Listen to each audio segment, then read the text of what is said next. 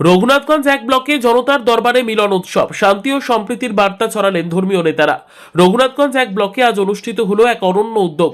জনতার দরবারের মাধ্যমে শান্তি ও সাম্প্রদায়িক সম্প্রীতি বজায় রাখার লক্ষ্যে আয়োজিত এক বিশেষ মিলন উৎসব। এলাকার সমস্ত ইমাম, মুয়াজ্জিন ও পুরোহিতদের উপস্থিতিতে এই অনুষ্ঠান এক অনবদ্য সম্প্রীতির বার্তা বহন করে। বিভিন্ন ধর্মের ধর্মীয় নেতাদের এক ছাদের নিচে এনে পারস্পরিক বোঝাপড়া, সৌহার্দ্য, ঐক্যের বন্ধনকে আরও সুদৃঢ় করার লক্ষ্যেই এই উদ্যোগ গ্রহণ করা হয়।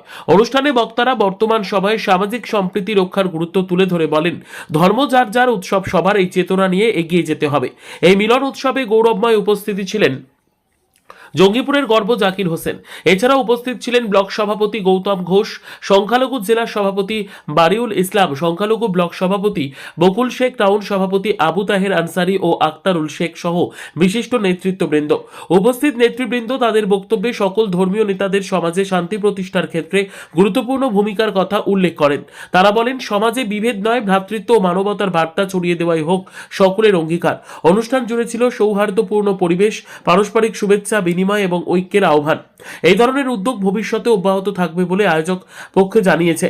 রঘুনাথগঞ্জ এক ব্লকের এই মিলন উৎসব নিঃসন্দেহে এলাকায় সাম্প্রদায়িক সম্প্রীতির এক উজ্জ্বল দৃষ্টান্ত হয়ে রইল। সর্বধর্ম নির্ণয় পণ্ডিতরা ছিলেন এবং আলিম সাহেবরা ছিলেন, যারাকে আমরা মৌলভী সাহেব বলি, তারা ছিলেন এবং আমরা সকল মিলে একসাথে প্রোগ্রাম করলাম।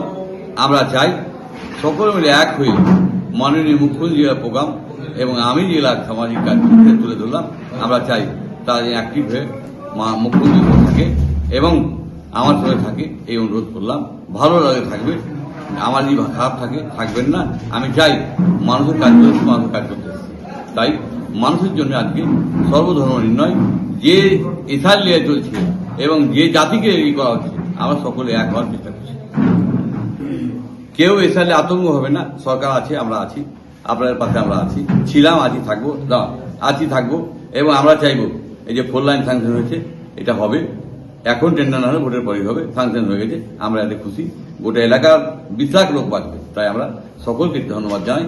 সকলের আশীর্বাদই হয়েছে, আমি কিছু নাই, আমি নিমিত্ত মাত্র, সকলের আশীর্বাদই হয়েছে। আমি এই জন্য খুশি।